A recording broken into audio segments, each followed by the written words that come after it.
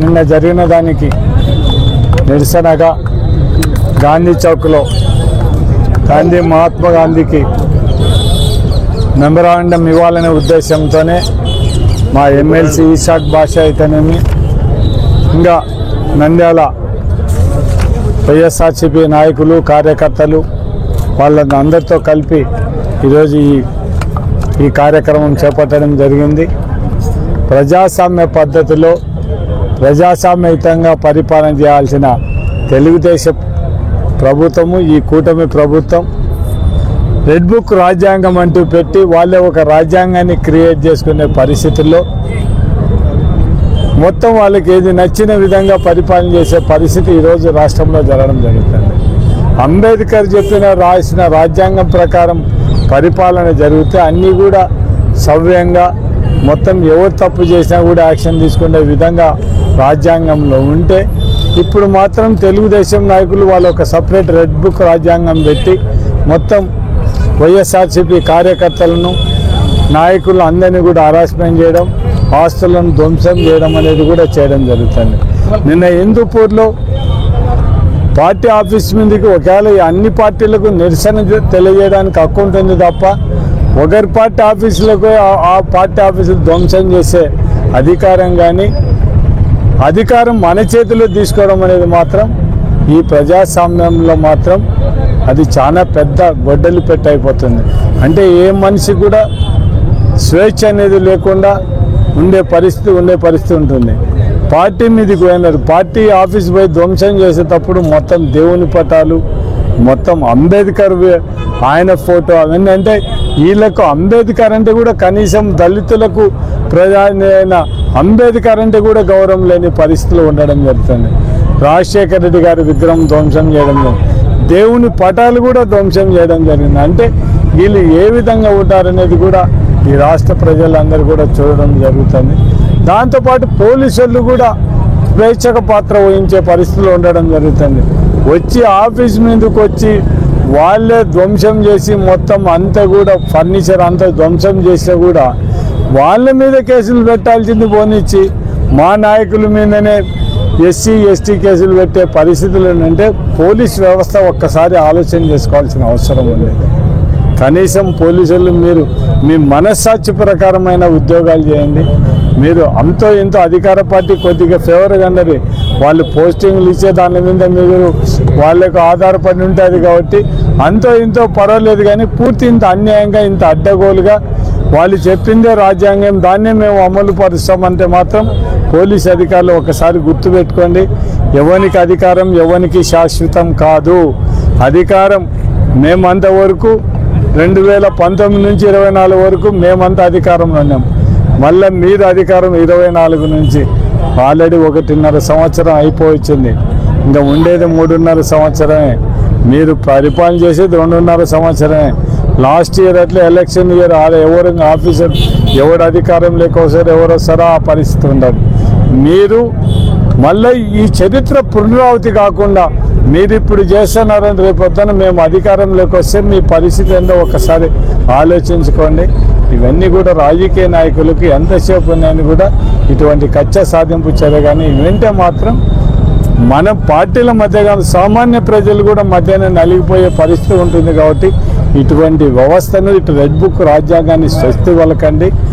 మీరు కనీసం ఇప్పటికైనా సరే ఏదో గెలిచినారు, మీరు వాళ్ళ మీద కోపమో వీళ్ళ మీద కోపమో 1 సంవత్సరం అయిపోయింది, ఇంకా అదే పనే పడతారా మొత్తం అందరినీ కూడా?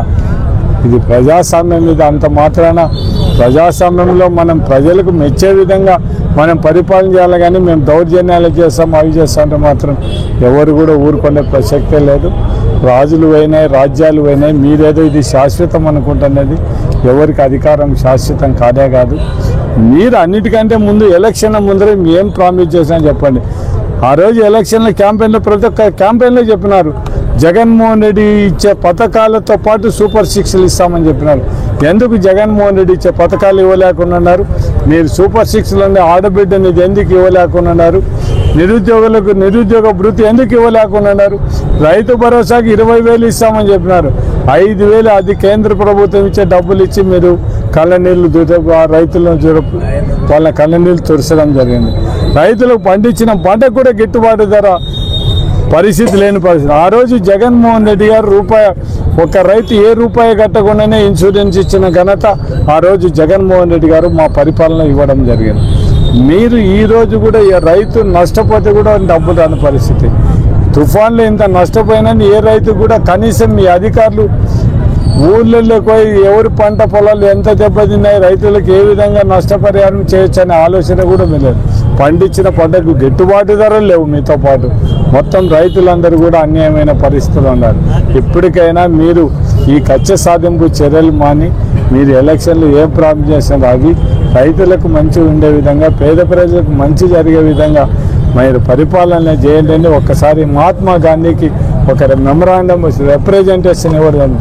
కనీసం ఈ తెలుగుదేశం నాయకులు వాళ్ళకి రెడ్ బుక్ రాజ్యాంగాన్ని మర్చిపోయే విధంగా, ప్రజలకు మంచి చేసే విధంగా ఇటువంటి దౌర్జన్యాలను కూడా ప్రోత్సహించకుండా వాళ్ళకు మంచి బుద్ధిని ప్రసాదించడానికి ఎట్లా మీరు దేవుని దగ్గర ఉంటారు కదా, ఆ దేవుని చెప్పి వీళ్ళకందరికీ ఈ కూటమి నాయకులకు అందరికీ కూడా మంచి బుద్ధి వచ్చేటట్టుగా ఇటువంటి దౌర్జన్యాలు, ఇటువంటి రెడ్ బుక్ రాజ్యాంగం లేకుండా వాళ్ళ మనసులు మార్చాలని మేము మహాత్మా గాంధీకి రిప్రజెంటేషన్ ఇవ్వడం జరుగుతుంది. మేము అందరం కూడా ఈ విధంగా ఇవ్వడం జరుగుతుంది. మొత్తం తెలుగుదేశం నాయకులు ఇప్పటికైనా కూడా ఎన్నాళ్ళు దౌర్జన్యం ఎవరు ఎక్కువ రోజులు ఉండే పరిస్థితి ఉండదు. ఖచ్చితంగా ప్రజాస్వామ్య పద్ధతిలో మన భారతదేశంలో రాజ్యాంగం, మనకు ఒక రాజ్యాంగం ఉంటుంది. ఆ రాజ్యాంగం ప్రకారం ప్రతి ఒక్కరికి కూడా ఈ భారతదేశంలో కూడా ప్రతి ఒక్క పౌరుడికి కూడా వాక్ స్వాతంత్రం ఉంటుంది, దాంతో కూడా స్వేచ్ఛ ఉంటుంది.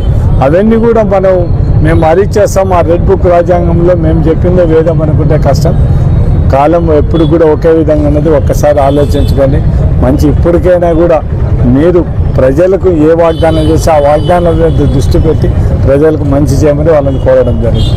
ఈరోజు ఆంధ్ర రాష్ట్రాన్ని ఈ కూటమి ప్రభుత్వం ఏ రకంగా అధోగతి పాలు చేస్తూ ఉందో కళ్ళారా చూస్తూ ఉన్నాం. ప్రజాస్వామ్యయుతంగా నడిపించాల్సింది పోయి వాళ్ళ ఇష్టానురీతిగా వాళ్ళ రాష్ట్రం, వాళ్ళ సామ్రాజ్యము అనే రీతిగా ఈ దమనకాండను మేము నిరసిస్తూ ఉన్నాము. మనం చూసాం, హిందూపురంలో వైఎస్ఆర్సీపీ పార్టీ కార్యాలయం మీదికి తెలుగుదేశం గూండాలు అనాల్లో ఇంకంతకంటే ఎక్కువ పదం అనాల్లో అర్థం కావట్లేదు. తెలుగుదేశం గూండాలు మీద పడి ఆఫీస్ మీద ధ్వంసం చేసి దేవుని పటాలను కూడా పగలగొట్టి వైఎస్ రాజశేఖర రెడ్డి విగ్రహాన్ని ధ్వంసం చేసి ఫర్నిచర్ను, కంప్యూటర్లను ధ్వంసం చేసి ఏ రకమైన దమనకాండ చూశారనేది మనం చూస్తూ ఉన్నాం. ఇది ప్రజాస్వామ్యంలో హర్షణీయమైన వాతావరణమా? బాధాకరమైన విషయం ఏమంటే పోలీసు వాళ్ళు చూస్తూ ప్రేక్షక పాత్ర వహిస్తూ ఉన్నారు. నేను పోలీసు వాళ్లకు మీ ద్వారా ఒకటే చెబుతా ఉన్నాను, ఎప్పుడైనా సరే పోలీసు వాళ్ళు ప్రభుత్వానికి సేవకులు. ప్రభుత్వం అంటే ప్రజలతో ఉన్నటువంటి వ్యక్తులు. ఈరోజు రాజకీయ నాయకుడు ఒకడు ఉండొచ్చు, మళ్ళీ వెళ్ళిపోవచ్చు. వాళ్ళు త్రికరణ శుద్ధిగా డ్యూటీ పర్ఫెక్ట్గా చేయాలి. ప్రతి ప్రభుత్వాన్ని, ప్రతి పౌరుణ్ణి రక్షించాల్సిన అవసరం పోలీసు వాళ్లకు ఉంది. అటువంటిది పోయి వాళ్ళు ప్రభుత్వ తెలుగుదేశం పార్టీకి తొత్తుగా మారడము ఎంతవరకు సమంజసం? మళ్ళీ ఆ రకంగా జరిగితే స్టేషన్లో పోయి కంప్లైంట్ ఇస్తే మా వైఎస్ఆర్సీపీ నాయకుల మీదనే ఎస్సీ ఎస్టీ కేసులు పెట్టడము ఎంతవరకు సమంజసం? ఈ రీతిన రాష్ట్రాన్ని ఏళ్తా ఉంటే ప్రజలు ఊరుకుంటారనుకుంటా ఉన్నారా? అన్నీ గమనిస్తారు ప్రజలు. జగన్మోహన్ రెడ్డి కంటే ఎక్కువ వాగ్దానాలు చేసి, కల్లిబోలి వాగ్దానాలు, ప్రజలు ఆశపడి మిమ్మల్ని ఎన్నుకోవడం జరిగింది. మేం పొరపాటు పడ్డాము. చంద్రబాబు నాయుడు ఇంతకు ముందు ఉన్న నేచర్ను మళ్ళీ బయటికి తీసినాడని ప్రజలు ఈ 1.5 సంవత్సరంలో కనువిప్పు జరిగింది. జాగ్రత్త. ప్రజలకు మంచి చేయాల్సింది పోయి మీరు ప్రజలను వైఎస్ఆర్సీపీ పార్టీని ఈ రకంగా మీరు చేస్తే తిరగబడే రోజు మా నాయకులు చెప్పినట్టు ఎంతో దూరంలో లేదు. మేము తీవ్రంగా ఖండిస్తూ ఉన్నాం దాన్ని. ఈరోజు నంద్యాల జిల్లాలో మా అధ్యక్షుల వారు కడసాని రాంపల్లి ఆధ్వర్యంలో ఈ నిరసన కార్యక్రమాన్ని ఈ గాంధీ చౌక్లో మేము ప్రోగ్రాం ఏర్పాటు చేసి మహాత్మా గాంధీకి ఒక రిప్రజెంటేషన్ ఇవ్వదలుచుకున్నాం. కనీసము ఈ ప్రభుత్వానికి బుద్ధన్న తెచ్చుకునే రకంగా మీరు కూడా ఆ దేవుణ్ణి ప్రార్థన చేయండి, మీరు దేవుని దగ్గరే ఉన్నారు కాబట్టి అని చెప్పేసి ఒక మెమోరాండం మహాత్మా గాంధీకి ఇవ్వడానికి వచ్చాం.